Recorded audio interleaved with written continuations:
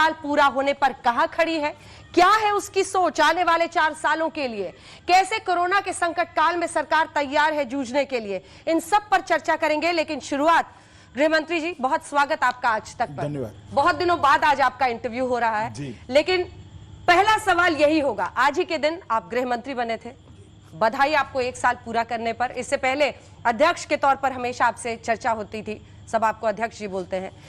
पहला सवाल यही कि अपनी सरकार की सबसे बड़ी कामयाबियां अगर गिनाने के लिए हम आपको कहें तो 3 ऐसी कौन सी बड़ी कामयाबी आपको दिखाई देती है जो आपने 1 साल में बतौर गृह मंत्री हासिल की? देखिए, मैं सबसे पहले आपको एक बात बता दूं कि ये सरकार को 1 साल के आइसोलेशन में मत देखिए। नरेंद्र मोदी जी के नेतृत्व में 2014 से भारत को अपने विकास के मार्ग पर प्रशस्त करने का एक यात्रा शुरू हुई। इसके कंटिन्यूएशन में ही 19 में जनता के आशीर्वाद के बाद मोदी जी फिर से प्रधानमंत्री बने। 2014 से जो यात्रा शुरू करी, इसने 3 बिंदुओं पर भारत को बहुत आगे ले जाकर खड़ा किया। सबसे पहले 60 करोड़ गरीब, दलित, आदिवासी पिछड़ों के जीवन के अंदर उनके जीवन स्तर को उठाने के लिए प्रयास किए गए। दूसरी बात, इतने बड़े देश के अर्थतंत्र को एक ही धारा में लाने का काम ये 2014 से 19 के बीच में किया गया और $5 ट्रिलियन की इकोनॉमी का एक लक्ष्य रखकर हम आगे बढ़े। और तीसरी बात, भारत की सुरक्षा, भारत का सीमाओं की रक्षा और भारत के गौरव, ये तीनों को सुदृढ़ करते हुए भारत को गौरवशाली बनाने का प्रयास किया गया। मैं थोड़ा डिटेल में इसलिए बताना चाहता हूं कि इसी परिप्रेक्ष्य में आप दूसरे कार्यकाल को देख सकते हैं। 60 करोड़ गरीब परिवारों के घर में बैंक अकाउंट नहीं था, लगभग 36 करोड़ बैंक अकाउंट खोल दिए गए। 2.5 करोड़ लोगों से ज़्यादा लोगों को घर दिया गया। 10 करोड़ से ज़्यादा लोगों के घर में बिजली पहुंचाई गई। 10 करोड़ घरों के अंदर शौचालय पहुंचा गया।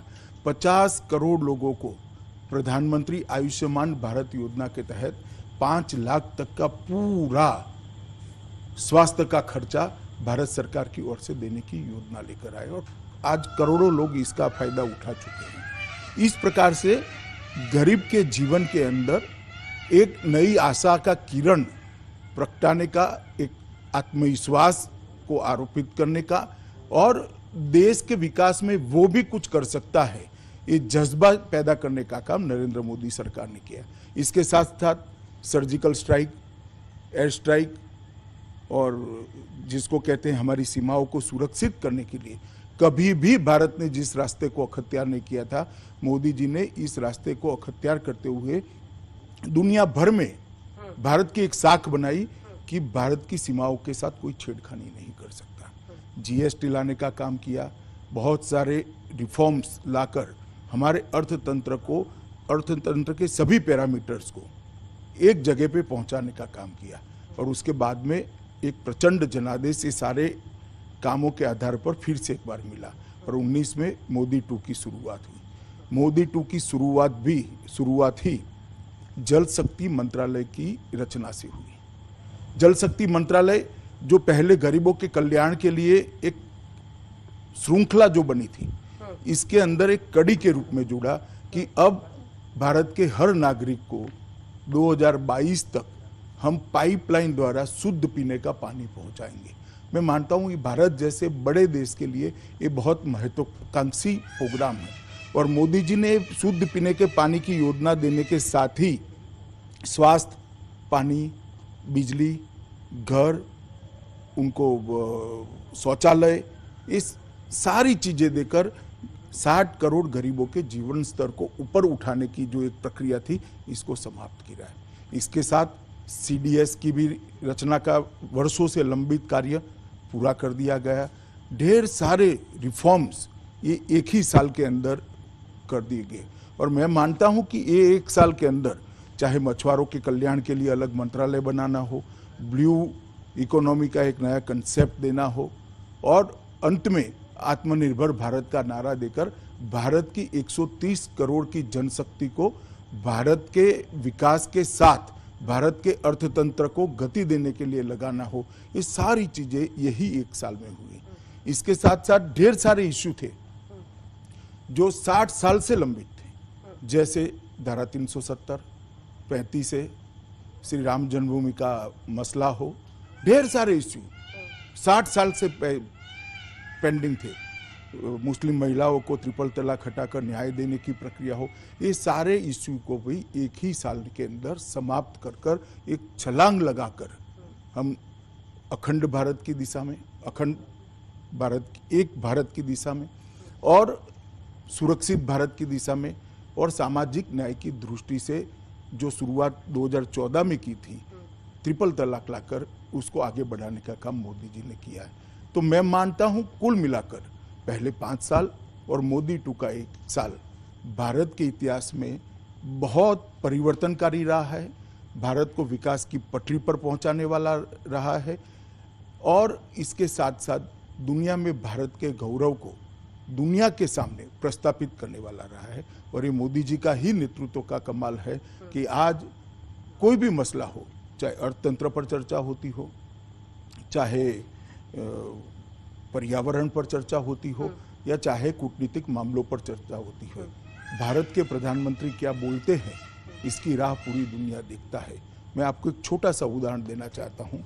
आरसेप की चर्चाएं बहुत आगे निकली थी, बहुत आगे निकल गई थी। सबको लगता था अब क्या चाह रहा है आरसेप करे बगैर, मगर भारत के छोटे उद्योग, छोटे व्यापारी, भारत के किसान, भारत के मजदूरों के हित में मोदी जी ने कड़ा फैसला लिया और आरसेप से हम बाहर आए।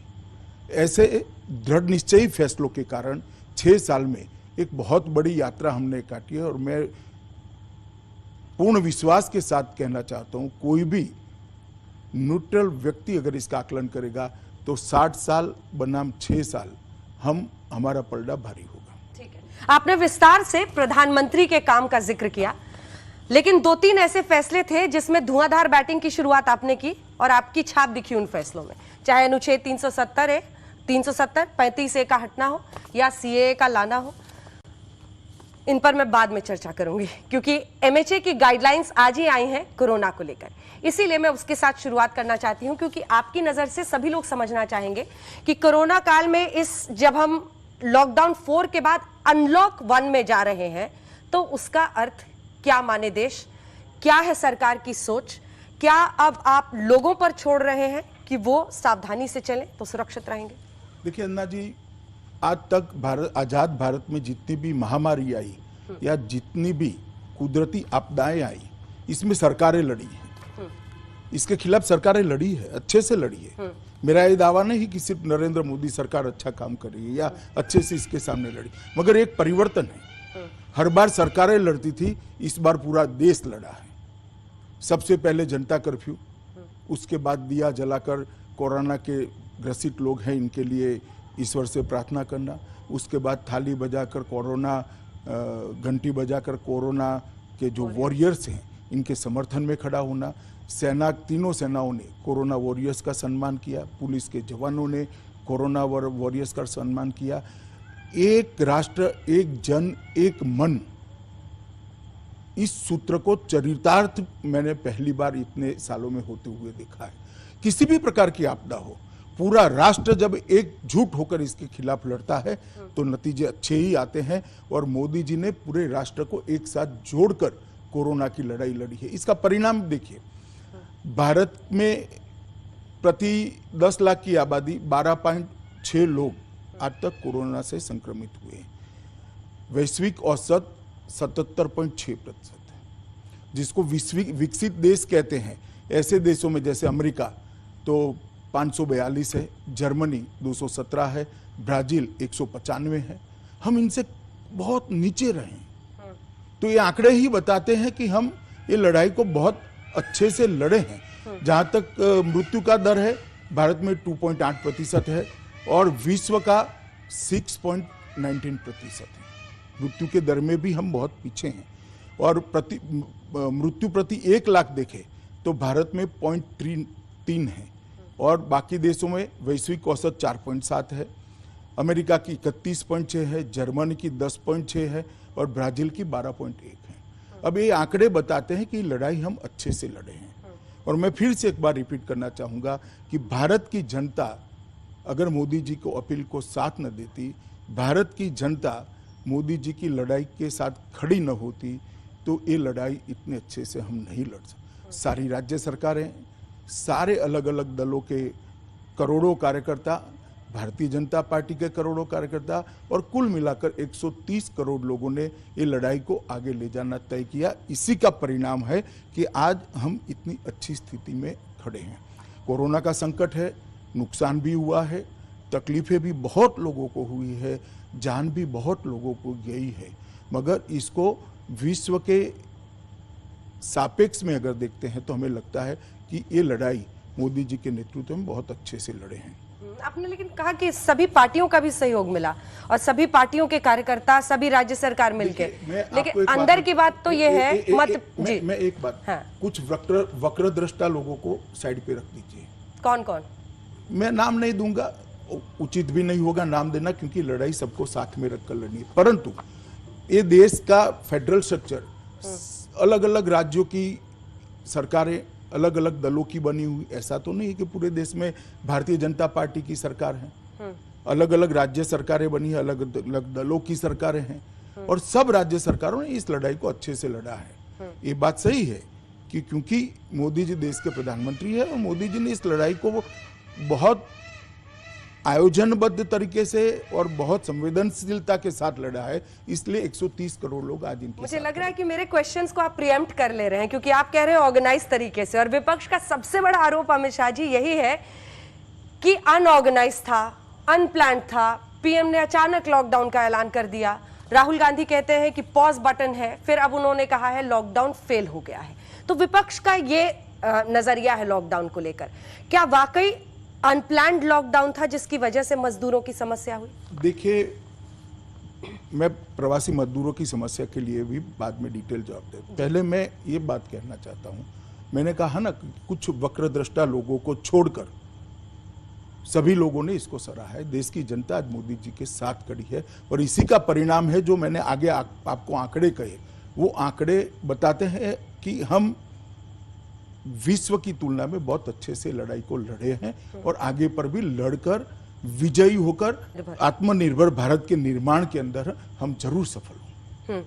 लेकिन ये 8 जून से, जो मैं इस पर वापस लौटूंगी, 8 जून से जो सर हम मॉल्स तक खुल रहे हैं, धार्मिक स्थल खुलेंगे, एक बड़ी चुनौती थी लॉकडाउन 1 को इन्फोर्स करना। अब अनलॉक 1 उससे भी बड़ी चुनौती होगी, क्योंकि नियमों का पालन कराना होगा, हर जगह ये सुनिश्चित करना होगा कि कोई भी इसको कोरोना अपने आप में ही चुनौती है, क्योंकि ना इसका टीका बना है ना दवाई बनी, तो अपने आप में ही चुनौती है। चुनौती नहीं है ऐसा मेरा नहीं कहना है, मगर हम चुनौती के सामने लड़ेंगे और सफल भी होंगे, ये हमें विश्वास है।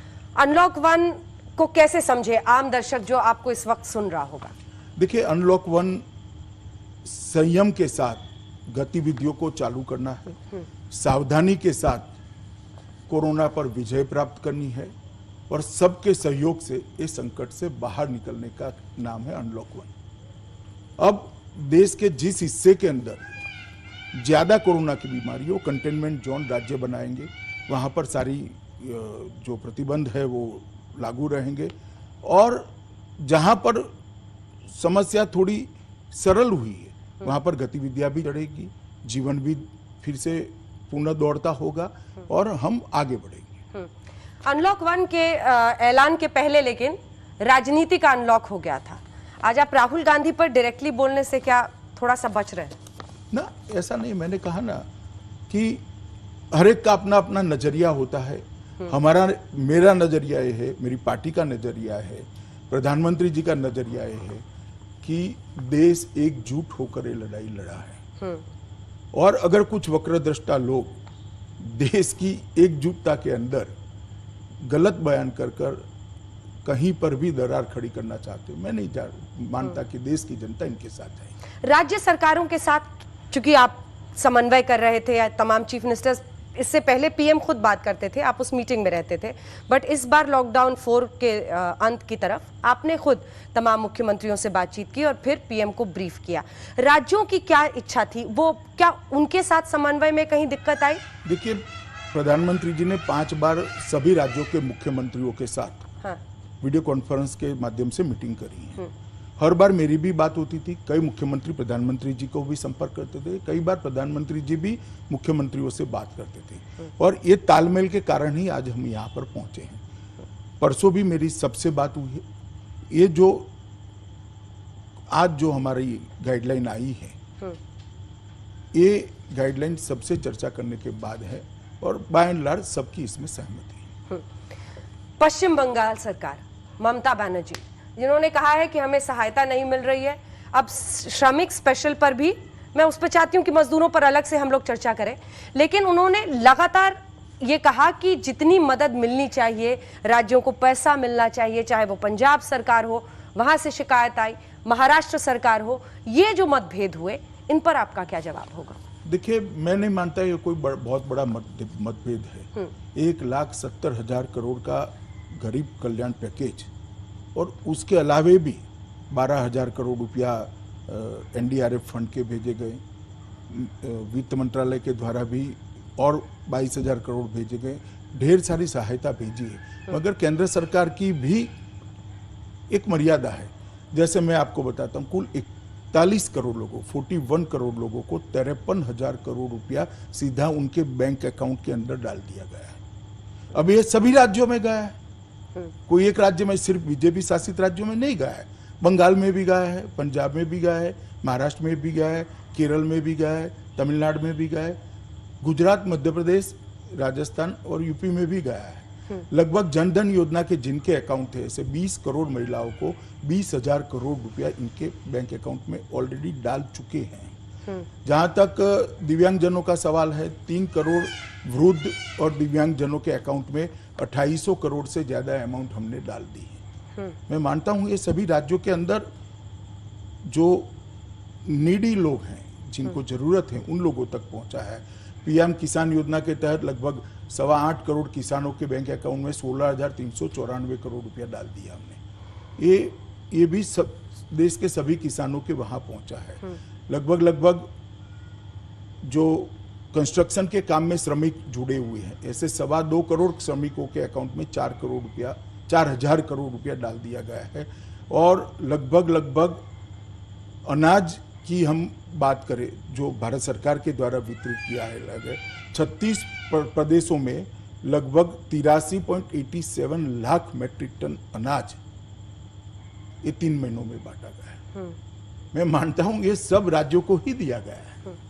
राज्यों को उनके खर्चे के लिए भी, शुरुआती खर्चे के लिए भी SDRF NDRF के तहत 11,000 करोड़ रुपया दिया गया। वित्त मंत्रालय ने भी अपनी पहली किस्त समय से पहले जारी कर दी, क्योंकि वो इसका समुचित उपयोग कर सके। और अब जो 20 लाख करोड़ का पैकेज हमने घोषणा किया है, वो 20 लाख करोड़ रुपए का पैकेज भी जिन जिन इकाइयों को मिलने वाला है, वो सभी राज्यों में है। लगभग 1.5 लाख टन से ज्यादा तो हमने दलहन भेजी है। ये सारी सहायता राज्यों को भेजी है, ऐसा नहीं है नहीं भेजी है। हाँ, अपना एक नजरिया होता है, ज्यादा मांग करना और ज्यादा मोदी जी के साथ अपने राज्य का पक्ष रखना, इसमें मैं कोई बहुत बुराई नहीं देखता। ऐसा होता रहता है, राज्य मांगते भी है। परंतु मैं इतना सुनिश्चित रूप से कहना चाहता हूं कि इतनी बड़ी महामारी में आज तक के किसी भी संकट से ज्यादा पैसा भारत सरकार ने राज्यों को भेजा है। अब आते हैं प्रवासी मजदूरों पर, अमित शाह जी, क्योंकि जब तस्वीरें आने लगी अलग अलग जगहों पर, लोगों ने देखा कि प्रवासी मजदूर कई पैदल ही निकल पड़ रहे हैं 1000 किलोमीटर के सफर पर घर पहुंचने के लिए, और लॉकडाउन की घोषणा हो चुकी थी। अलग अलग देश भर से तस्वीरें आई।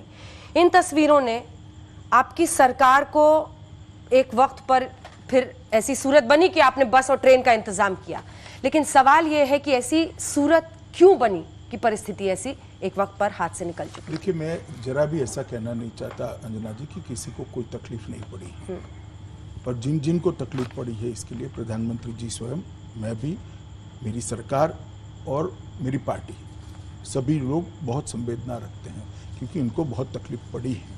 परंतु मैं वास्तविकता की ओर आपका ध्यान दिलाना चाहता हूँ कि लॉकडाउन हुआ उसके 1 महीने तक ये सभी श्रमिक मजदूरों को हमारा प्रयास था कि थोड़ी तकलीफ पड़ेगी, परंतु उनको कोरोना न हो। ये सारे लोग ग्रेजुअली जाएं, ये सारे लोग जब जाए तब वहाँ व्यवस्था बनी हो, वहाँ के अस्पताल सुसज्ज हो, उनको होम क्वारंटाइन सेंटर इनके लिए तैयार हो, इनके लिए डॉक्टर तैयार हो। तो हमने 1 मई से मतलब अप्रैल का पूरा महीना इनको रहने की, खाने की सुविधा की। इसके लिए ही 11,000 करोड़ रुपया पहले से हमने हर कलेक्टर के हाथ में पहुंचे इस प्रकार से यहाँ से भेजा, जिससे कैंप लगे, कैंप के अंदर स्वास्थ्य की सुविधाएं थी और खाने पीने की व्यवस्था भी हुई थी। 1 मई से मजदूर दिन के दिन प्रवासी मजदूरों के लिए श्रमिक ट्रेनों की शुरुआत हुई। उसके पहले जो नजदीकी राज्य थे इसके अंदर बसों से लोग भेजना हमने लगभग 20 तारीख से शुरू कर दिया था, दोनों राज्यों की म्यूचुअल कंसर्न से। जैसे गुजरात के लोग राजस्थान गए, महाराष्ट्र के लोग गुजरात आए, महाराष्ट्र के लोग तेलंगाना गए, आंध्र के लोग तेलंगाना गए, पंजाब के लोग हरियाणा आए, हरियाणा के लोग दिल्ली आए, दिल्ली के लोग यूपी गए।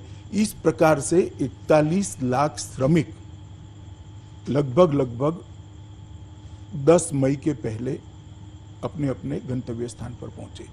उनकी भी क्वारंटाइन करने की व्यवस्था और ये सारी व्यवस्था, ये मैं 41 लाख सरकारी व्यवस्था से जाने वाले लोगों का आंकड़ा बता रहा हूं जो फ्री ऑफ कॉस्ट गए हैं। 1 मई से हमने श्रमिक ट्रेनें शुरू करी, राज्यों ने अपने पोर्टल शुरू किए, SMS से रजिस्ट्रेशन शुरू किया, ट्रेनों में उनको 1500 के जत्थे बनाए गए, 3-4 जिलों के क्लस्टर बनाए गए, वो जिलों के मुख्यालय पर ट्रेन भेजने की एक रेखांकन किया गया और 1 मई से ये ट्रेनें शुरू हुई। एक अफवाह फैलाई जा रही है कि सबने अपना किराया खुद निकाला है। मैं स्पष्टता करना चाहता हूँ, किराया या तो राज्य सरकार ने निकाला है या तो वहां पहुंचने के बाद राज्य सरकारों ने उनको पैसा दिया है।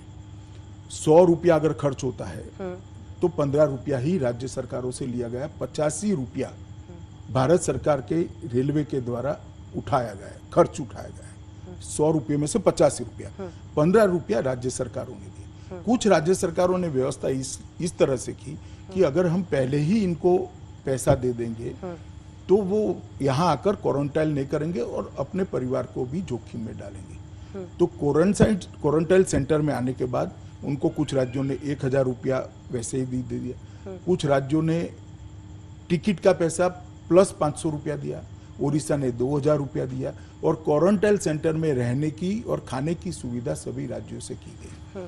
अब आगे सुनिए, बहुत सारे राज्यों ने, लगभग हर राज्य ने उनके घर से रेलवे स्टेशन तक लाने की व्यवस्था की है फ्री ऑफ कॉस्ट। रेलवे ने 85% पैसा उठाया, टिकटें राज्य सरकारों ने निकाली है। वहां पहुंचने के बाद उनके गृह जिले में पहुंचाने का काम भी राज्य सरकार की STO के जा रही। यूपी की ही मैं बात करूं तो सबसे ज्यादा यात्री यूपी में पहुंचे प्रवासी मजदूर, मगर हर रेलवे स्टेशन पर 11,500 से ज्यादा यूपी की बसें, ऐसे बिहार भी, और रेलवे ने भी कुछ ट्रेनें चलाई अपने अपने जिले में और उनको बहुत अच्छे तरीके से वहां पहुंचाया गया।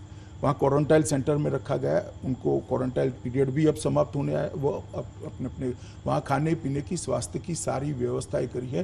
कुछ यूपी जैसे राज्य ने किट भी बना कर दिया है राशन का कि जो उनको 1 महीने तक घर पे जाकर भी काम में आएगा।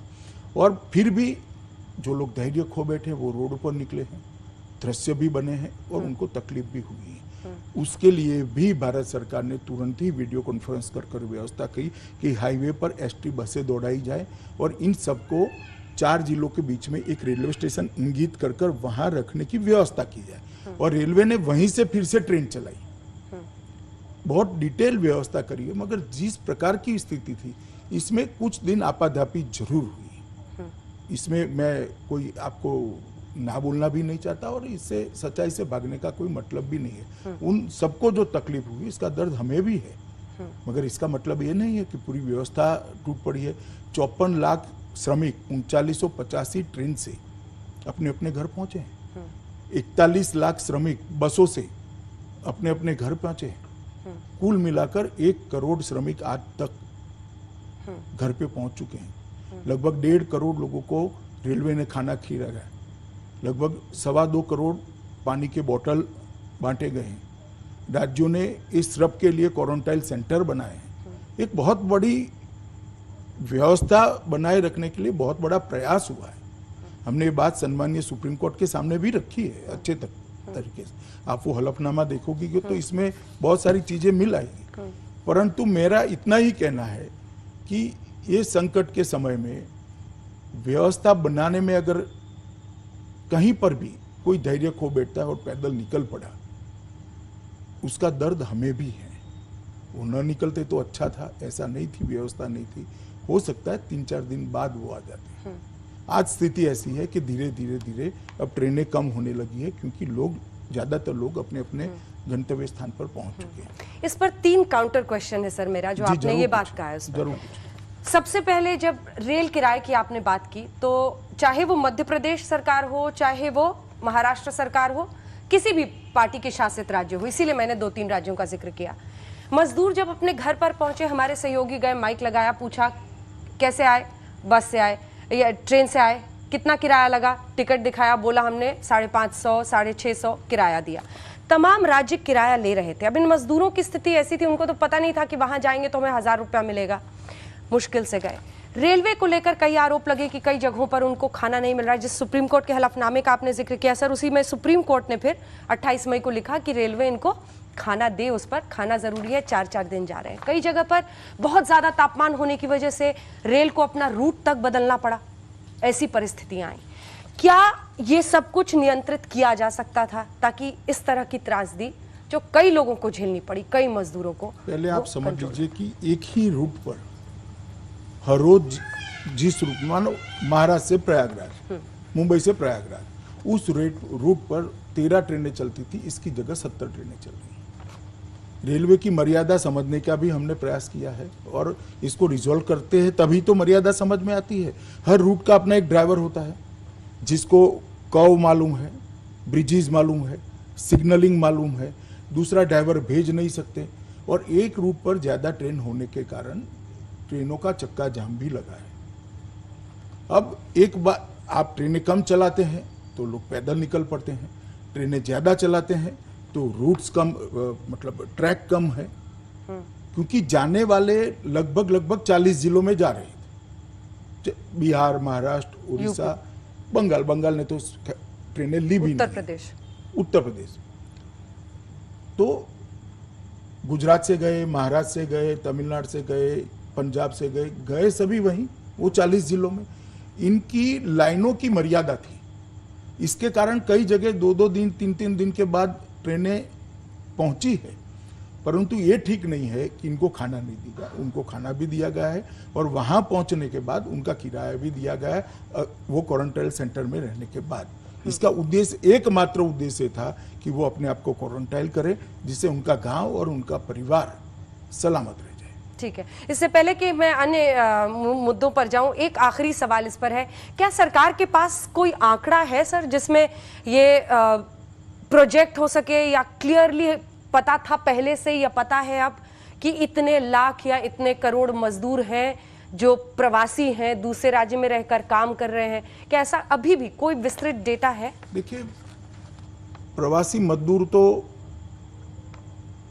कई प्रकार के आंकड़े प्रचलन में हैं, मगर जो जाना चाहते हैं, मेरा मानना है कि लगभग 1 करोड़ 10 लाख लोग जा चुके हैं और अभी भी लगभग 400 ट्रेन, मतलब 3-4 लाख लोगों की सूची राज्यों के पास पेंडिंग है। हो सकता है नहीं भी हो सकते, मगर एज ऑन टुडे की मैं बात करूँ, 4-1 लाख लोगों की राज्यों की सूची है। ज्यादातर बंगाल की है, क्योंकि वो थोड़ी ट्रेनें ले रही है ममता दीदी, एक साथ नहीं ले रही है। तो ज्यादातर अब बंगाल और थोड़ा उड़ीसा, क्योंकि वहां चक्रवात के कारण उन्होंने ट्रेनें, गंजाम जिले का ही ज्यादातर प्रवासी मजदूर है और वहां पर चक्रवात का खतरा होने के कारण उन्होंने कुछ दिन ये प्रक्रिया को रोका था। तो ये 2 राज्यों के अब ज्यादा प्रवासी श्रमिक बचे हैं। यूपी और बिहार के बहुत नहीं बचे हैं। मेरे अंदाज से अब 5-6 से 6 लाख लोग बचे होंगे, मगर इसमें और ऐड हो भी सकते हैं। ठीक है, मैं और अब तो 1 तारीख से तो रेलवे रेगुलर भी चालू हो रही है। 250 ट्रेनें अप डाउन मिलाकर रेगुलर भी चालू हो रही है। अब ये प्रवासी मजदूर वापस लौट रहे हैं और आप आर्थिक व्यवस्था को फिर से जान डालने की कोशिश कर रहे हैं। अब कहीं काउंटर चुनौती तो नहीं आ जाएगी? हो सकता है आए, शुरुआती दिक्कतें आएगी, परंतु मुझे भरोसा है कि अपने परिवार को एक बार मिलने के बाद, स्वस्थ होने के बाद परिस्थिति देखकर ये जरूर काम पर लौटेंगे और कई जगह लौटना शुरू भी हुए। कोविड-19 अगर हम देखें तो देश का जो आंकड़ा है वो आपने बताया, हम 1.5 लाख से 1,60,000 के आसपास है और मृत्यु भी हमने 3,000-4,000 के बीच में अभी थामा हुआ है, जबकि मृत्यु दर बाकी देशों में बहुत ज्यादा है। इससे कोई इनकार नहीं कर सकता है, जनसंख्या घनत्व के बावजूद हमने किया है। लेकिन जब हम राज्यवार तरीके से देखें तो top 5 states, top 11 cities 70% cases वहां से आ रहे हैं। मुंबई, गुजरात में अहमदाबाद, सूरत, राजस्थान में कोटा, जयपुर, ऐसे ही हम राज्यों को जब इंदौर, मध्य प्रदेश, महाराष्ट्र के साथ शुरुआत करती हूं। आपको क्या लगता है वहां पर ऐसी परिस्थिति क्यों बनी? देखिए, मैं आपको एक पैटर्न बताता हूं। जहां जहां कोरोना ज्यादा संक्रमण मिला है, जहां बड़े सेंटर है, जहां आबादी का घनत्व ज्यादा है और कई जगह पे रहने की व्यवस्थाएं भी एक साथ रहना पड़े इस प्रकार की है, वहां पर कोरोना फैला है। परंतु हर राज्य ने इसके खिलाफ लड़ाई भी लड़ी है और हर राज्य लड़ाई लड़ भी रहा है। इसको इस दृष्टि से देखना ठीक नहीं होगा कि आंकड़े है इसके हिसाब से कोई सफल हो गया, कोई विफल हो गया। ये लड़ाई सबने मिलकर लड़नी पड़ेगी, देश ने भी लड़नी पड़ेगी, देश की सरकार ने भी लड़नी पड़ेगी, जनता ने भी लड़नी पड़ेगी, राज्य की सरकारों ने भी लड़नी पड़ेगी। और मैं मानता हूं हर स्तर पर सबने अपने अपने से जो बन पड़ा वो अच्छा किया है। लेकिन महाराष्ट्र इकाई जो भारतीय जनता पार्टी की है वो ये मान रही है कि देवेंद्र फडणवीस की सरकार, माफ कीजिएगा, उद्धव ठाकरे की सरकार ऐसा काम नहीं कर पा रही है जैसे उनसे इस वक्त उम्मीद है। और आपके सांसद हैं नारायण राणे, उन्होंने आपको फोन किया क्या? वो तो कह रहे राष्ट्रपति शासन लग जाना चाहिए। वो ठीक है, ये उनकी व्यक्तिगत डिमांड है, ये भारतीय जनता पार्टी की डिमांड नहीं है। परंतु मैं इन जनरल कहना चाहता हूं, मैं पक्षा पक्षी में पढ़ना नहीं चाहता। हर राज्य ने अपने से जितना बन पड़े इतना अच्छा काम किया है। उद्धव ठाकरे सरकार में अनुभव की कमी है, इस तरह से भी टारगेट हुआ। क्या आपको भी लगा कि अनुभव की कमी कहीं पर दिखाई दी जो परिस्थिति बनी? मैं किसी भी इस प्रकार की टिप्पणी करना नहीं चाहूंगा। हर राज्य के प्रशासन ने, हर राज्य के नेतृत्व ने कोरोना के खिलाफ लड़ाई में केंद्र का साथ दिया है और अच्छी लड़ाई है। गुजरात आपका गृह राज्य भी है, प्रधानमंत्री जी का भी, वहां पर भी बहुत ज्यादा मामले भागे। अहमदाबाद, सूरत सबसे ज्यादा चिंता की बात, और प्रवासी मजदूरों के पलायन का इशू, सूरत में भी कई बार वो सड़कों पर आते थे। उस पर आपकी क्या नजर थी और आपको क्या लगता है कि वहां पर क्या बेहतर किया जा सकता था, अगर ऐसे में सवाल फ्रेम करूं? देखिए, जितना बेहतर किया जाना चाहिए था उतना हुआ है और इसी का परिणाम है कि सबसे ज्यादा प्रवासी मजदूरों को सलामत रूप से घर भेजने में गुजरात देश में टॉप पर रहा है। और बाय एंड लार्ज गुजरात से पैदल जाने वालों की संख्या वगैरह भी कंपेरेटिवली कम रही है। अभी भी गुजरात से आज भी ट्रेनें जा रही हैं, हर रोज ट्रेनें जा रही हैं और अभी गुजरात देश में चौथे नंबर पर है और 10-15 दिनों के आंकड़े धीरे धीरे कम भी होते दिखाई पड़ रहे हैं। दिल्ली में लेकिन आप रहते हैं और दिल्ली में मामले बहुत भाग रहे हैं। बीते एक दिन में 1000 और उसके बाद से आंकड़ा, ये भी बीजेपी के ही आपके नेता, फिर मैं राज्य इकाई की बात करूंगी, उनका ये आरोप है कि केजरीवाल सरकार आंकड़े छिपा रही है, जितने आंकड़े आने चाहिए वो नहीं दिखा रही है अस्पतालों को लेकर। इस पर देखिए, आंकड़े छिपाने से किसी के छिपते नहीं। अगर किसी ने छिपा है तो वो जरूर प्रकट हो जाएंगे। इसलिए मुझे कोई अनुमान करने की जरूरत नहीं है। आंकड़े अगर छिपे तो अपने आप आ जाएंगे। परंतु मैं अभी भी एक बात रिपीटेडली कहना चाहता हूं कि सभी राज्य सरकारों ने मोदी जी के नेतृत्व में कोरोना की लड़ाई को मोदी जी से कंधे से कंधा मिलाकर लड़ा है। इस वक्त का मुझे लगता है कि आप पूरा इस्तेमाल कर रहे हैं एक ऐसी मिसाल बनाने में कि सभी पार्टियों के साथ मिलकर इस बार देश एकजुट होकर लड़ा है। ये मुझे लगता है सबसे बड़ा टेक अवे होगा आपकी बातों का कोरोना के खिलाफ। देखिए, ये देश की जरूरियात है और ऐसे समय पर देश ने एकजुट होना भी चाहिए और मोदी जी की अपील भी है। लेकिन प्रियंका वाड्रा ने 1000 बसें का प्रस्ताव रखा कि हम फ्री बस देंगे यूपी में। वो भी क्या एकजुटता थी? मैं मैंने पहले भी कहा कि हर एक व्यक्ति अपनी अपनी मर्जी के हिसाब से करता है। मैं जो कह रहा हूँ वो बाय एंड लार्ज कह रहा हूँ। 130 करोड़ देश की जनता का मूड कह रहा हूँ। देश के ज्यादातर राजनीतिक नेताओं का मूड में कह रहा हूँ। तमाम जो मुख्यमंत्री थे उनसे आपने इंटरेक्शन किया। अब कोरोना पर ये मेरा आखिरी सवाल है कि जिसके बाद हम सीए एनआरसी पर चलेंगे और अन्य मुद्दों पर। ये आपको क्या लगता है कौन से मुख्यमंत्री को आपने सबसे ज्यादा प्रोएक्टिव होकर, सुझाव में ही सही, किसकी अंडरस्टैंडिंग या किसके जरिए आपको लगा कि बहुत ज्यादा जनसंख्या की चुनौती के बीच इस मुख्यमंत्री की परफॉर्मेंस में कहूंगा अच्छी थी? देखिए, किसी एक का नाम इंगित करना सरल भी नहीं है, अच्छा भी नहीं है, परंतु बहुत सारे राज्यों ने बहुत अच्छा काम किया है। तो आप लोग थोड़ा डिटेल में जाएंगे नेताओं के बयान से ऊपर उठकर नीचे आंकड़ों में, तो आपको भी मालूम पड़ जाएगी। ठीक है, अब अन्य मुद्दों पर चलते हैं। और जिस धुआंधार बैटिंग की, ओपनिंग की मैंने बात कही थी, उन 2-3 मुद्दों पर आपकी सीधी छाप दिखी। 3 अहम काम जो आपकी सरकार ने किए मेरी नजर में। एक ट्रिपल तलाक, जिसको लेकर आज भी प्रधानमंत्री ने अपने खत में लिखा कि हमने उसको हिस्ट्री के डस्टबिन में डाल दिया है। दूसरा सीएए का लागू होना, और तीसरा 370 और 35A का हटना। इसके साथ ही राम मंदिर के लिए ट्रस्ट भी आपकी सरकार ने अब बना दिया है। तो ये 3-4 बड़े अहम मुद्दे थे। इसके अलावा ब्रेक इस पर कोरोना से लग गया, लेकिन ये जो प्लानिंग थी, आपको लगता है कि ये विरोध का पर भी अभी लॉकडाउन लगा है कोरोना की वजह से, विरोध क्या पूरी तरह से संभल गया है या आने वाले वक्त में जब परिस्थिति सामान्य होगी तो फिर से शुरू हो सकता है? देखिए, जहां तक ये मुद्दों का सवाल है, ये कोई आज के मुद्दे नहीं है। देश आजाद हुआ तब से मुद्दे चलते आ रहे हैं, हर एक मुद्दा। शरणार्थी आजाद पार्टीशन के वक्त से आए हैं।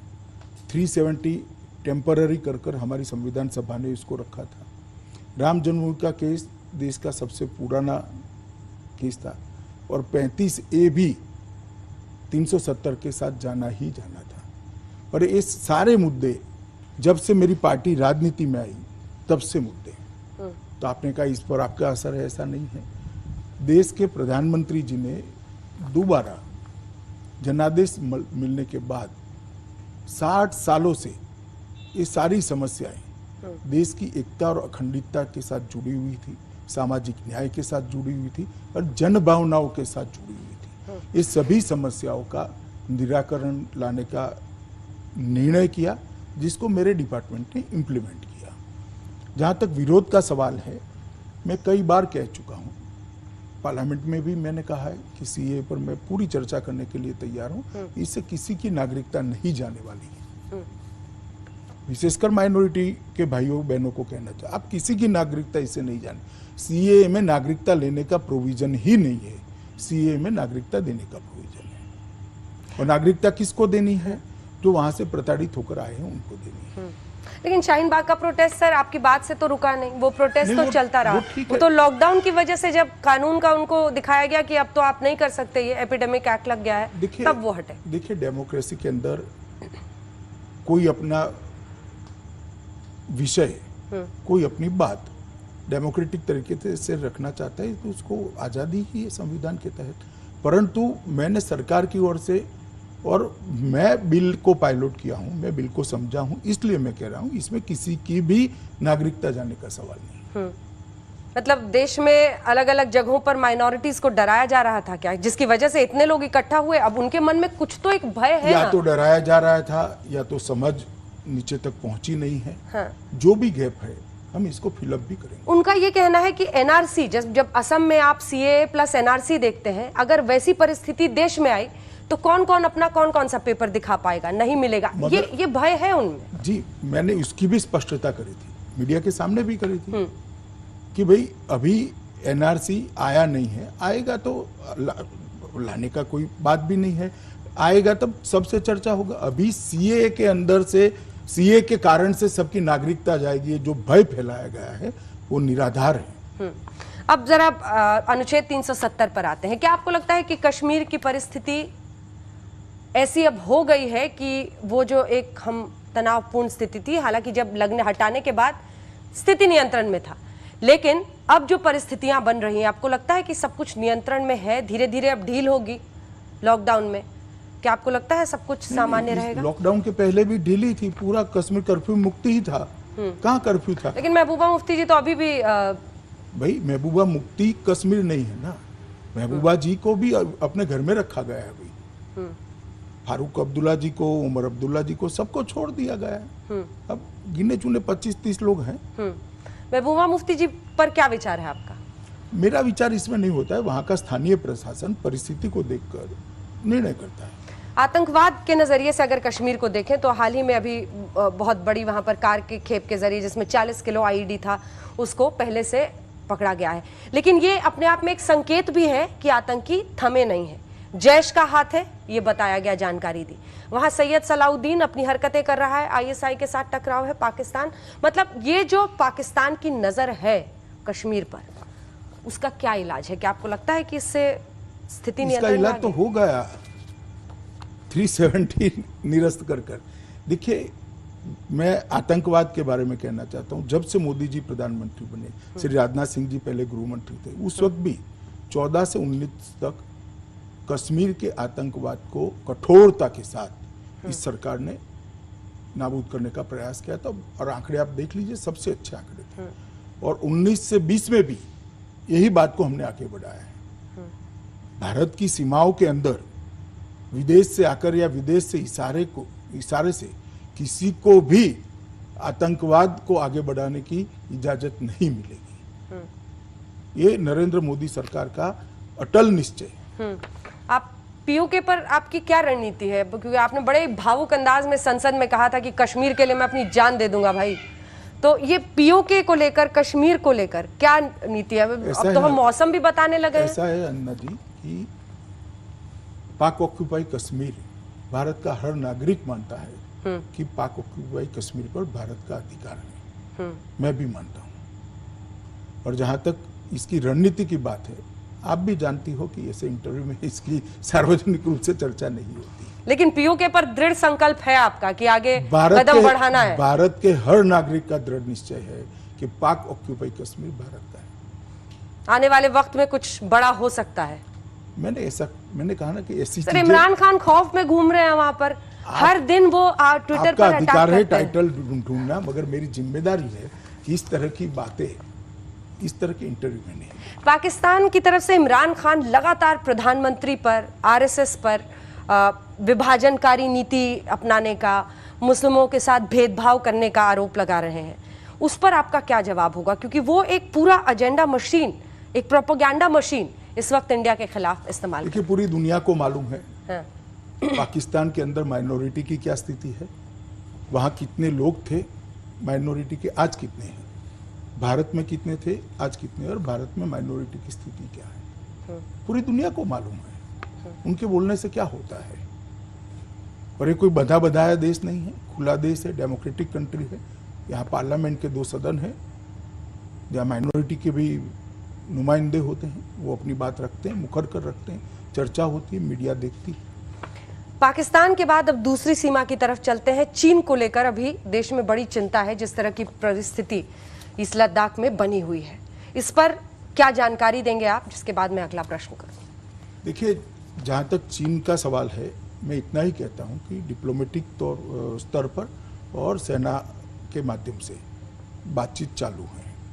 परंतु एक बात निश्चित है कि नरेंद्र मोदी सरकार भारत की सीमाओं की सुरक्षा के लिए और भारत के सार्वभौमत्व के लिए कटिबद्ध है। इसकी कुछ भी हानि हम नहीं होने देंगे। बात लेकिन दूर तक गई जब डोनाल्ड ट्रंप, अमेरिकी राष्ट्रपति, ने ट्वीट कर दिया कि प्रधानमंत्री ने कहा है कि वो ठीक मूड में नहीं है इसको लेकर। आपको लगता है कि?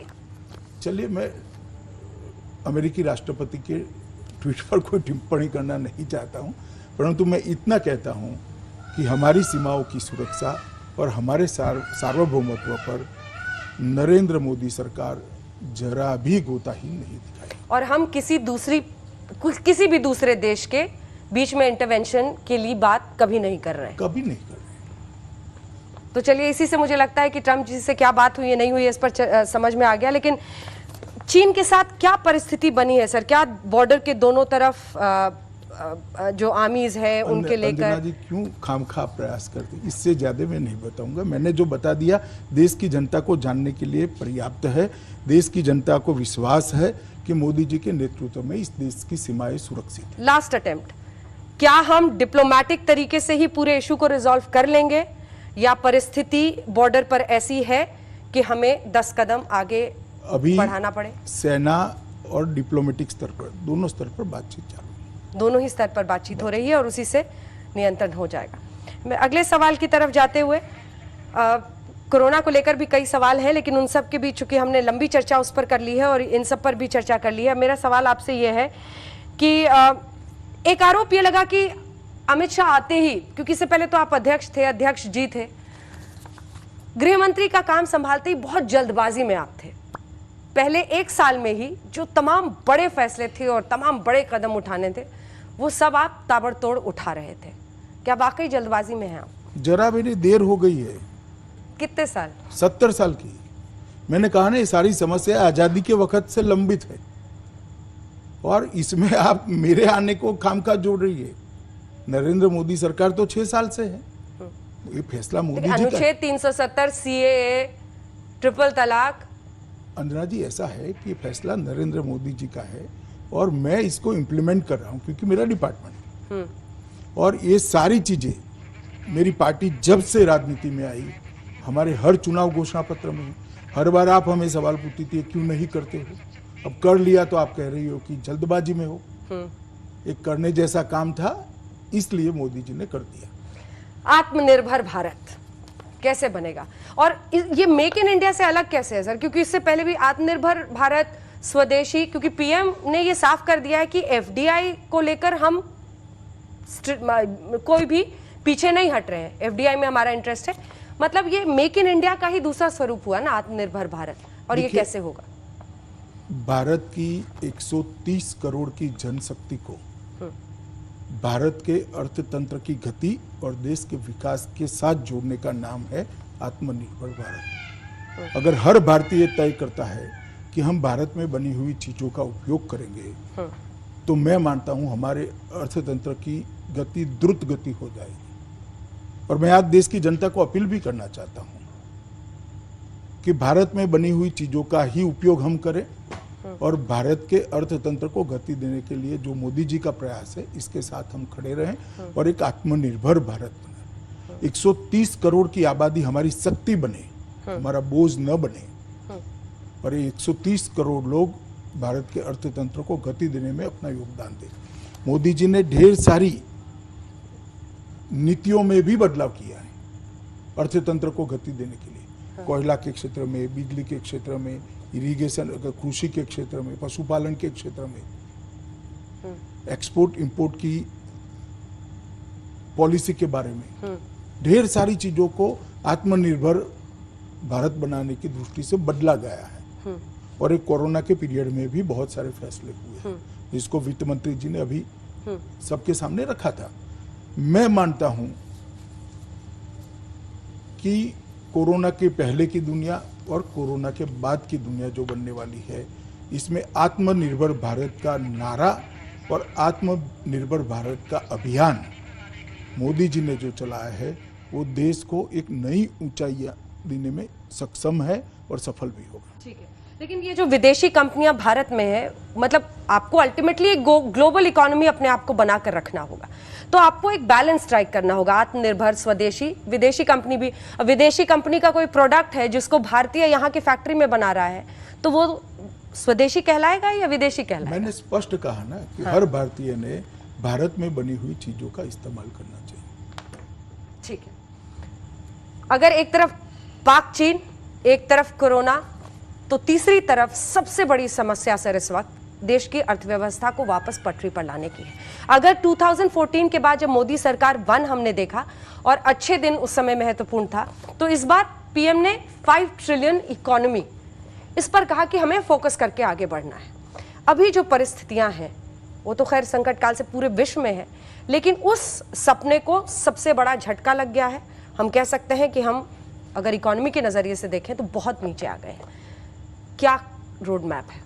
देखिए, कोरोना को हम आने से रोक नहीं सकते थे, क्योंकि ये कुदरती महामारी है, नेचर लाया है इसमें, और इसके कारण विश्व भर की अर्थव्यवस्था को बड़ा झटका लगा है, भारत की अर्थव्यवस्था को भी झटका लगा है। परंतु हमारी अर्थव्यवस्था हमारी 130 करोड़ की आबादी की उपयोगिता की चीजों के साथ जोड़कर अगर हम इसको गति देते हैं तो मुझे विश्वास है कि विश्व के सामने जो संकट है शायद वो भारत के सामने नहीं है। इसीलिए मोदी जी ने सारी पॉलिसी के अंदर कोरोना के समय का उपयोग करते हुए ढेर सारे बदलाव किए, आमूलचूर परिवर्तन किया, और ये सारा परिवर्तन भारत के अंदर उत्पादन बढ़ाने के लिए, भारत के अर्थतंत्र को गति देने के लिए और भारत को आत्मनिर्भर बनाने के लिए किया है। और मैं मानता हूं अगर ये रास्ते पर हम सफल होते हैं तो कम से कम नुकसान के साथ हम कोरोना के संकट से अर्थतंत्र को बाहर निकाल लिया है। क्या जो आर्थिक पैकेज का ऐलान हुआ है 20 लाख करोड़ का, उसके जरिए आपको लगता है कि वो परिवर्तन आएगा?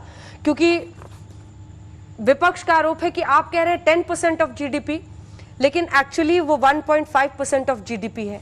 उनका कहना है, सोनिया गांधी का कहना है कि 10,000 आप सीधे गरीबों के अकाउंट में दीजिए। आप एमएसएमई सेक्टर के जरिए आप कुछ जगहों पर डायरेक्ट ट्रांसफर भी कर रहे हैं क्योंकि अकाउंट्स खोले हैं, और दूसरी तरफ आप इकट्ठा कर रहे हैं, आप कम इजी टर्म्स पे लोन देने की बात कर रहे हैं एमएसएमई सेक्टर को। तो क्या आपको लगता है कि विपक्ष का कहना एक तरफ कि आप डायरेक्टली दीजिए, अभी तो ऐसी हालत कीजिए कि दाल रोटी मजदूर को मिल जाए, उसकी व्यवस्था, और आप एक ऐसा अप्रोच अपना रहे हैं जिसका शायद असर हम कुछ दिन बाद देखें? देखिए, जहाँ तक दाल रोटी का सवाल है, हर गरीब के लिए हमने राशन कार्ड पर 3 महीने तक एक्स्ट्रा अनाज दिया है, और वैसे भी सरकार 2 रुपया किलो गेहूं और 3 रुपया किलो चावल दे रही है, जहाँ तक दाल रोटी का सवाल है, और ये लगभग 80 करोड़ लोगों को मिल रहा है। पहली बात दाल रोटी की। दूसरी बात, डायरेक्ट दे दीजिए। मैं इतना ही पूछना चाहता हूं कि बहुत सारे आपदाएं कांग्रेस के समय में आई है, जरा कांग्रेस अध्यक्ष का इसका अकाउंट लेकर आए, कितना खाते में डाला है आपने? हमने तो 53,000 करोड़ डाल चुके हैं, हर घर में अनाज पहुंचाया है, हर छोटे उद्योग वालों को लोन लेना है तो भारत सरकार के प्रधानमंत्री नरेंद्र मोदी गारंटर बने हैं, तो बैंक को लोन देने में अब कोई आपत्ति नहीं है, क्योंकि भारत सरकार ने इसकी गारंटी ली है। इसकी वर्किंग कैपिटल को बढ़ाने के लिए हमने प्रयास किया है। क्या बात कर रही है कांग्रेस अध्यक्षा? सिर्फ लोगों के अंदर भ्रांति फैलाना, और 7,500 रुपया 7,500 रुपया अब सूद चढ़ाकर 10,000 कर दिया। इस मुद्दे पर तो चुनाव हार चुके भैया।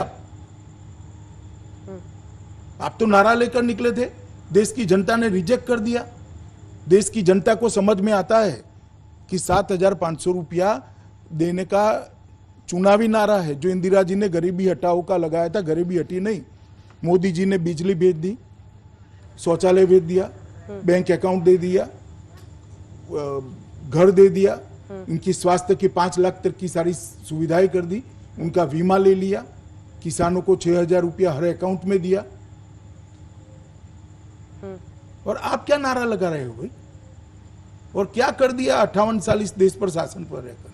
लेकिन उनका गरीब तो ढेर के ढेर रह गए। हाँ, उनका ये कहना है कि ये जो मोदी वैक्सीन है ये तुरंत अभी काम नहीं करेगा, इसका असर बहुत दिन लग जाएगा। आपकी क्या अपेक्षा है? वो हमारी प्रशंसा करेगी क्या? आपको इसमें आश्चर्य क्या हो रहा है? उनको यही करना है। अंजना जी, आप ये अपेक्षा करती है कि सोनिया जी मोदी सरकार ने बहुत अच्छा किया, फिर से चुना कर ला दो, ऐसा कहेगी क्या? नहीं, ये तो वो पहले से कह रहे हैं कि हम भजन कीर्तन थोड़ी करेंगे सरकार के लिए। तो अधीर रंजन चौधरी जी आज मेरे साथ आप भी तो समझ रही है ना कि वो क्यों कह रही है। अधीर रंजन चौधरी जी कह रहे थे कि हम कीर्तन थोड़ी गाएंगे, हम तो कोर्ट खोजेंगे। लेकिन इन सब के बीच आने वाले दिनों में क्या कुछ और भी रोड मैप है आपके पास कि कैसे अर्थव्यवस्था के लिए, क्योंकि अगर 5 ट्रिलियन इकोनॉमी की तरफ हमें इन अगले 4 सालों में बढ़ना है। ये शुरुआत है। ये अभी जो मोदी जी ने सिर्फ 20 लाख करोड़ का पैकेज नहीं है, इसके साथ में ढेर सारे रिफॉर्म्स भी है। इसको बारीकी से मीडिया ने देखना चाहिए और रिफॉर्म्स के इम्पैक्ट का कैलकुलेशन भी करना चाहिए। और मैं कहता हूं ये शुरुआत है। गृह मंत्री के तौर पर हम आपकी भूमिका देख रहे हैं, और इससे पहले अध्यक्ष जी, मुझे आगे बढ़ने से पहले ये बताइए कि आपके लिए ज्यादा सरल कौन सा था, सहज क्या था, ज्यादा इंटरेस्टिंग क्या था? क्योंकि आप खुद ही कहते थे कि चुनाव के बिना मन नहीं लगता है, मुझे पॉलिटिक्स को और पीपल माइंडसेट क्या वो चाहते हैं इन सबको पढ़ने में बहुत इंटरेस्ट है।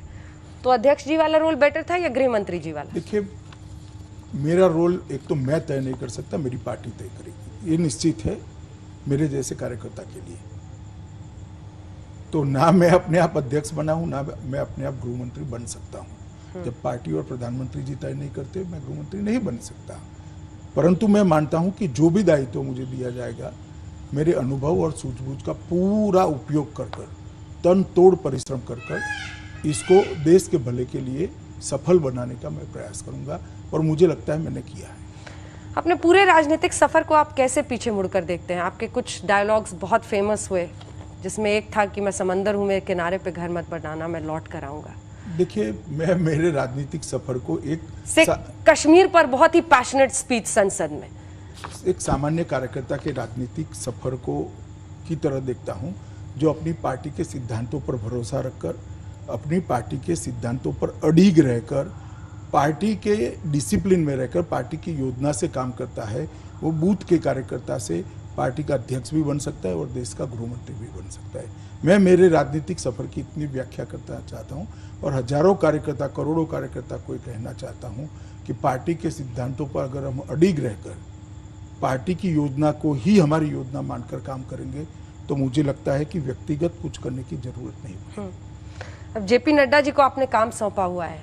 मैंने नहीं सौंपा है जेपी नड्डा जी को, पार्टी एक पार्टी के पार्लियामेंट्री बोर्ड का निर्णय है, और नड्डा जी बहुत वरिष्ठ नेता है, हमारे राष्ट्रीय अध्यक्ष है, और आज तक हिमाचल से लेकर, बिहार से लेकर दिल्ली तक, राष्ट्रीय महासचिव तक की और केंद्रीय मंत्री तक की अनेक भूमिकाएं इन्होंने सफलतापूर्वक निभाई है। सिर्फ उन्हीं के बारे में नहीं, मैं अन्य लोगों के बारे में भी पूछ रही हूँ। अभी भी पार्टी से संबंधित फैसले के लिए लोग फोन करते हैं, कोई गलती से अध्यक्ष जी तो नहीं कह देता? अभी भी नहीं, कभी कभार कार्यकर्ता अध्यक्ष जी बोल जाता है, मगर फैसले नड्डा जी करते हैं। पर लोग अभी भी कंसल्टेशन के लिए आपकी पार्टी के अन्य नेता कि किस तरह से पार्टी में ये होना चाहिए, वो होना चाहिए, बातचीत जैसे मैं राजनाथ जी, नितिन जी के साथ चर्चा करता था, इतनी मात्रा में नड्डा जी भी मुझसे चर्चा करते, क्योंकि मैं पूर्व अध्यक्ष हूं।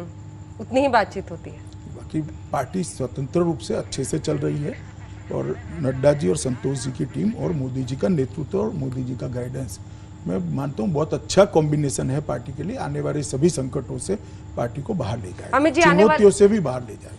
अमित जी, आने वाले वक्त में अब बिहार और पश्चिम बंगाल, जहां पर चुनाव की परिस्थिति, क्या आप मानते हैं कि अक्टूबर नवंबर में जो तय वक्त है उस पर चुनाव हो पाएगा? क्या सोचते हैं? चुनाव आयोग ने स्थिति को देखकर निर्णय करना पड़ेगा, मगर आमतौर पर इतने बड़े राज्यों के चुनाव टलते नहीं हैं, मगर निर्णय चुनाव आयोग को करना है। जहाँ तक बिहार और बंगाल का सवाल है, बिहार में हम बहुत अच्छी स्थिति में है, और बंगाल सुनिश्चित रूप से पूर्ण बहुमत के साथ हम जीतने जा रहे हैं। एक अलग सा पैशन आ जाता है आप में बंगाल की बात करते ही। इतनी बड़ी चुनौती उस रणनीतिकार के लिए पश्चिम बंगाल क्यों है? इसलिए क्योंकि वहां से भी जबरदस्त टक्कर आपको मिलता है। उन्होंने कहा है कि श्रमिक स्पेशल नहीं है, सरकार तो कोरोना स्पेशल भेज रही है, ठूस ठूस कर यहाँ पर लोगों को भेज रही है हमारे पास। ये कहना देश भर में रहने वाले बंगालियों का अपमान है। सभी राज्य अपने प्रवासी मजदूरों को सम्मान के साथ ले जा रहे हैं, क्वारंटाइन कर उनको खाना पीना खिलाकर 1 लाख रुपया और कुछ साथ में किट देकर वापिस भेज रहे हैं घर। और उनको कोरोना स्पेशल कहना, मैं मानता हूं कि जो बंगाली देश के विकास में अन्य राज्यों में रहकर योगदान दे रहे हैं, इनका अपमान है। और क्यों बंगाल के लिए हम इतना चाहते हैं? क्योंकि सरहदी राज्य है, और जिस तरह से वहां पर परिस्थिति बनी है, मुझे लगता है कि वहां भारतीय जनता पार्टी की सरकार आना निश्चित है। ये बंगाल की जनता तय कर चुकी है, और 19 के चुनाव में इसके इशारे भी बंगाल की जनता ने। हम आपको सक्रिय होते देखेंगे पश्चिम बंगाल में? मैं जरूर सक्रिय होऊंगा। भारतीय जनता पार्टी का हर कार्यकर्ता सक्रिय होगा। क्या रणनीति होगी, क्या तरीका होगा? देखिए, तो अब चुनाव, और कैसे लगता है कि आप जीतेंगे बंगाल? रणनीति तो अध्यक्ष जी तय करेंगे पार्टी के, परंतु जो सबकी भूमिका है, एकजुट होकर सब लगेंगे। वो भी हमेशा कहती हैं कि खास तौर पर टारगेट करते हैं आप लोग पश्चिम बंगाल को, और एक पैशन आप में पश्चिम बंगाल को लेकर दिखता है। तो ये क्यों है? आपको लगता है कि इस भूमि पर अभी तक बीजेपी उस तरह से काबिज नहीं हो पाई? ना, ऐसा बहुत सारी जगह ऐसी जहां हम नहीं गए। तमिलनाडु में भी नहीं गए, आंध्र प्रदेश में भी नहीं गए, तेलंगाना में भी आधे रास्ते पर पहुंचे। देखिए, केरल और बंगाल ये दोनों राज्य में राजनीति के अंदर हिंसा शिष्टाचार बन चुकी है और मुझे लगता है देश की राजनीति के लिए, देश के लोकतंत्र के लिए ठीक नहीं है। ये परिस्थिति बदलनी चाहिए। जो पार्टियां हिंसा का समर्थन करती है उनको लोकतंत्र के अंदर सत्ता के बाहर होना चाहिए और बंगाल की जनता इस बार निर्णय करेगी। ममता बनर्जी हिंसा का समर्थन करती हैं? मैंने ऐसा नहीं कहा। मैंने ममता जी का नाम भी नहीं लिया। मगर बंगाल के अंदर राजनीतिक हिंसा है, इससे ना आप इनकार कर सकती हो, ना मैं कर सकता हूं, ना बंगाल कर सकता है। तो जो पार्टियां राजनीतिक हिंसा के लिए जिम्मेदार हैं, जिनको बंगाल संभालना था, पहले 27 साल कम्युनिस्टों ने संभालना था, 10 साल ममता दीदी ने संभालना था, मगर हिंसा नहीं गई, बढ़ती गई, दिन प्रतिदिन बढ़ती गई और बंगाल भी पिछड़ता गया। मुझे लगता है कि अब परिवर्तन का समय है। मैं वापस अब कोरोना के कुछ सवालों के साथ इस इंटरव्यू का अंत करूंगी। अगर हम अभी देखें, जैसा मैंने सवाल शुरुआत में ही किया था सर आपसे कि अनलॉक 1 की चुनौती होगी, तो लॉकडाउन के दौरान भी कुछ ऐसी घटनाएं हुई जिनकी वजह से बहुत आंकड़ा बढ़ा, जिनमें से एक निजामुद्दीन मरकज दिल्ली का मामला था। लगभग एक वक्त ऐसा था जब 28 से 30% मामले देश के वहां के कोरोना कैरियर्स की वजह से पूरे देश में फैले। क्या आपको लगता है निजामुद्दीन मरकज का वो आयोजन होने से रोकने में दिल्ली पुलिस वक्त पर कदम नहीं उठा पाई? देखिए, निजामुद्दीन में जो मरकज है वहाँ ऐसे कार्यक्रम 365 डेज होते रहते हैं। ये कोई सार्वजनिक कार्यक्रम नहीं था, उनकी मरकज के अंदर कार्यक्रम था और ये कंटिन्यूअस चलता है। परंतु मुझे लगता है कि समय पर इसको रोक देते और मेडिकल हेल्प लेते तो शायद ये स्थिति नहीं। मौलाना साद को भी अभी तक दिल्ली पुलिस पकड़ नहीं पाई है। कई बार लगता है जैसे लुका छिपी का गेम चल रहा है। वो कहते हैं कि आज वहां है, आप टेस्ट करके दिखाओ, फिर वो कहता है नहीं हमने तो टेस्ट भेज दिया है। आपको लगता है कि ये ढीलमुल रवैया अच्छा नहीं है, क्योंकि बहुत गंभीर मामला है? ऐसा है, दिल्ली पुलिस अपना प्रोफेशनल काम कर रही है, करने देना चाहिए। आप थोड़ा राह देखिए। कोरोना कैरियर्स पर देश भर में हमने कई जगहों पर हमले देखे, जिसमें इंदौर, मुरादाबाद, कई ऐसी जगह थी, तस्वीरें पथराव तक उन पर हुआ। उसको लेकर सख्त कानून सरकार, आपने भी डॉक्टर से बातचीत की थी, डॉक्टर्स ने कहा था कि आप इसको आपराधिक बनाइए, आपने भी सजा का प्रावधान किया। ये एक बड़ी चुनौती लॉकडाउन के दौरान की रही, उस पर क्या आप देश को ऐसे वक्त पर बताएंगे जिससे लोग आज भी डॉक्टर्स का मन बढ़े, मनोबल? सरकार हर कोरोना वॉरियर के साथ खड़ी है। ऐसी इतने बड़े देश में जितनी भी कुल मिलाकर 70 से 80 घटनाएं सामने आई हैं और हर जगह कठोर कदम उठाएगी, चाहे राज्य सरकार हो, चाहे दिल्ली सरकार हो, मतलब केंद्र की सरकार हो। हमने कठोर कदम उठाए हैं और आगे पर भी उठाते रहेंगे। देश के गृह मंत्री के तौर पर आने वाले 4 सालों के लिए आपका एजेंडा? विपक्ष तो कहता है कि पता नहीं आप कौन सी नई चीज लेकर आएंगे। मतलब ये जब 370 भी था तो दिन तक लोग यही सोचने की कल्पना कर रहे थे कि 35 ये शायद आप हटाएंगे, लेकिन आप 370 का। और क्या क्या है, आप एक बार मन का अपना बता दीजिए कि और क्या क्या चाहते हैं आप, बड़ी बड़ी इच्छाएं क्या हैं आपकी? नरेंद्र मोदी सरकार का एक घोषणा पत्र है, मेरा डिपार्टमेंट भी उसी घोषणा पत्र के आधार पर क्या क्या छूटा हुआ है सर घोषणा पत्र में? सबको मालूम है कि क्या हो गया है, क्या छूटा है। और मोदी जी के नेतृत्व में जैसे जैसे देश आगे बढ़ता जाता है, हर चीज, हर चुनौती एक नए कदम की राह खोलती है और वो कदम मोदी जी के नेतृत्व में तत्काल उठाए जाते हैं। एक सवाल छूट गया था और वो सवाल दिल्ली में जो परिस्थितियां, जो दंगे हमने देखे, उसको लेकर है। कहां तक जांच पहुंची है? क्या हम ये माने कि उसको लेकर भी कोरोना काल में भी वो जांच की प्रक्रिया चालू है? अगर इस बारे में आप हमारे दर्शकों को जांच की प्रक्रिया पूरी गति के साथ चालू है और आपके कार्यक्रम के माध्यम से मैं देश की जनता को, दिल्ली की जनता को इतना ही कहना चाहता हूं कि जिस किसी ने भी दंगे करे हैं और दंगे के षड्यंत्र करने में भी जिसका हिस्सा है, एक भी व्यक्ति बच नहीं पाएगा। सबको कानून सख्त से सख्त सजा कराएगा। ये अब वापस हम आते हैं कोरोना पर, क्योंकि इसी के साथ अंत करेंगे बहस का। ये आपको लगता है कि कोरोना का अंत होगा या इसके साथ जीने की आदत अब डालनी पड़ेगी? ये अनलॉक 1 तो ऐसा ही इशारा कर रहा है कि पहले जान है तो जहान है, पीएम ने शुरू किया, फिर उन्होंने कहा कि जान भी और जहान भी। अब ये अनलॉक 1 से हम क्या समझें? देखिए, जहां तक इसका टीका या मेडिसिन, दवाई बन नहीं जाती है, कोरोना का अंत कैसे आएगा वो सबके मन में सवाल बना है, विश्व भर के मन में है। परंतु सावधानी, 2 गज की दूरी और इसके साथ सफलतापूर्वक मतलब बचकर जीने की आदत, ये 3 चीज़ें जो मोदी जी ने देश की जनता को कहा है, मुझे लगता है कि भारत इसके साथ रहेगा। क्योंकि जिस दिन जनता कर्फ्यू का ऐलान किया, सबको लगता था ऐसे कभी कर्फ्यू होता है क्या। जिस दिन हर एक व्यक्ति को दिया जलाने के लिए अपील करी और जिस प्रकार से पूरा देश दीपावली हो ऐसे जगमग हो गया, घंटी और थाली बजाने को भी जिस प्रकार से प्रतिसाद मिला, मुझे लगता है 2 गज की दूरी और सावधानी, ये 2 मंत्र को भी देश की जनता जरूर आत्मसात कर कोरोना के साथ ये देश को आगे ले जाएंगे हम, और कोरोना के खिलाफ की लड़ाई भी जीत कर। 2 ही चीज पर सबसे ज्यादा कोरोना काल में सर चर्चा हुई। एक तो कोरोना का ग्राफ कि हमको उसको फ्लैटन करना है, नीचे लाना है, और एक कोरोना का पीक। कई एक्सपर्ट्स का मानना है कि जून जुलाई में वो पीक आ सकता है। आपने जितना भी जाना हो, मुझे पता है आप कहेंगे कि मैं स्वास्थ्य मंत्री तो हूं नहीं, मैं गृह मंत्री हूं, लेकिन आपके हिसाब से सर पीक कब आता हुआ देख देखिए, मैं एक्सपर्ट नहीं हूं, पहली बात है। और दूसरी बात, क्योंकि एक्सपर्टों के लिए भी कठिन है इसका अनुमान करना, क्योंकि पहली बार हो रहा है, कोई डेटाबेस ही नहीं है जिसके आधार पर आप कोई आकलन कर पाए। इसका कोई डेटाबेस नहीं है। मानो स्वाइन फ्लू है तो उसका डेटाबेस है, सांस की बीमारी है तो डेटाबेस है, टीबी है तो डेटाबेस है, इसका कोई डेटाबेस ही नहीं है। पहली बार डेटाबेस अब बन रहा है, तो मुझे लगता है कि इसका अनुमान लगाना बहुत कठिन है, और मेरे जैसे व्यक्ति के लिए तो बहुत कठिन है। अब इसी के साथ इस बातचीत का अंत करते हैं। बहुत धन्यवाद आपका इंटरव्यू समाप्त होने के पहले जी। देश की जनता को फिर से एक बार अपील करना चाहता हूं कि मोदी जी ने लोकल का जो नारा दिया है, भारत में बनी हुई चीजों का हर भारतीय उपयोग करे, इसका जो नारा दिया है, आत्मनिर्भर भारत का जो नारा दिया है, इसमें पूरा देश मनोयोग के साथ लग जाए। मुझे लगता है कि कोविड के बाद की दुनिया का नेतृत्व करने में भारत सक्षम रहेगा। लोकल पर वोकल कहा है पीएम ने जी, और आपको लगता है कि ये होगा आने वाले दिनों में? पीपीई किट्स, देखिए आपकी हर बात से एक सवाल निकल जाता है, लेकिन मैं अंत करूंगी इस बहस का।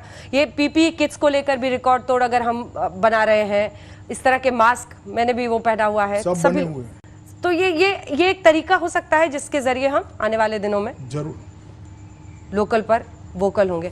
मुझे लगता है चलते चलते अगर आप कुछ कहना चाहें, क्योंकि आज पूरा देश आपको सुन रहा है और कह दिया सबकी अब पूरा मेरी सबको शुभकामनाएं है, और सभी कोरोना वॉरियर्स को मेरा सलाम है। बहुत बहुत धन्यवाद आपका। अमित शाह जी, देश के गृह मंत्री हमारे साथ शामिल थे, जिनका ये कहना है कि अनलॉक 1 में आने वाले दिन में कुछ रियायतें दी जा रही हैं, लेकिन सावधानी ही सबसे बड़ा नियम इस काल में होना चाहिए। राज्य सरकारों का साथ मिला है, मिलकर देश आगे बढ़ रहा है। चीन का मुकाबला हम आसानी से कर सकते हैं। डिप्लोमेटिक और सेना दोनों ही स्तर पर हमारी तैयारी पूरी है। पाकिस्तान जैसे मुल्क पर ज्यादा कुछ कहने की जरूरत नहीं है। इसी के साथ तमाम मुद्दों पर, श्रमिक और प्रवासी मजदूरों को जो दिक्कतें आई, उन पर भी तमाम सवालों का जवाब आपने दिया। बहुत धन्यवाद आपका। देश दुनिया की बाकी खबरों के लिए आप देखते रहिए आज तक। सीधे लिए चलते हैं आपको स्टूडियो रोहित के पास।